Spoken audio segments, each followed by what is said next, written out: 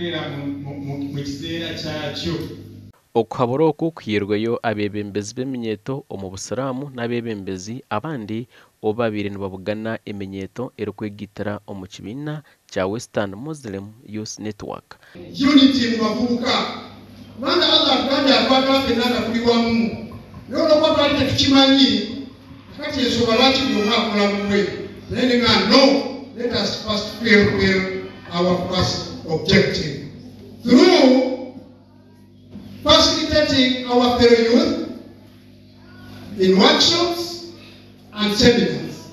Aba bagambirwe ngu kweyahuramu omu madiini agandi omu mirimo y'entunguka nikiza kubareetera baguma enyuma.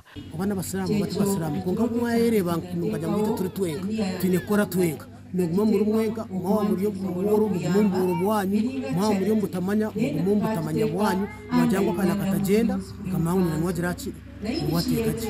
Hona abahabuzi aba bongere bashaba eminyeeto kutandika buri murimo gwona kasita guba nigureeta akasente. Kokure mutayi wawe yatandika capati niwo kuronda kurupera mushekere nanokwa kushana nanobulungi bwe yatandika kuguzeki cyo kubisapotinga kalgayo imwe mpuringa down kandi development nyingi abacyara kikwere kwagambira muhati zyo mu ngalo z'abacyara. Mu bisomo byaffe tukwata emisomo ebyo egikwata ku muntu we wansi. Omuganda makuru okurwana n'okuryana omu Basiraamu bashima bakirinju n'aba mashek bashabire Abasiraamu okukwatanisa bakarekeraho rwango.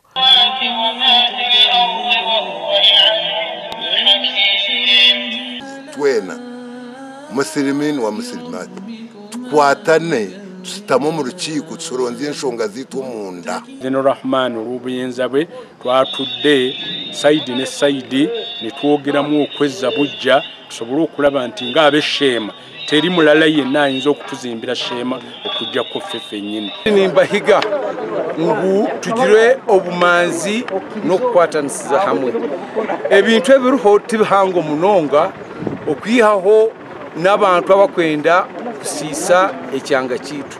Okuhabura oku nokwijaho bwa nyuma y'okubarukaho n'obutiikirizangana aha Abasiraamu bashema ekyareesireho akimukyero hakabaho n'okwemereza district card wa Shema.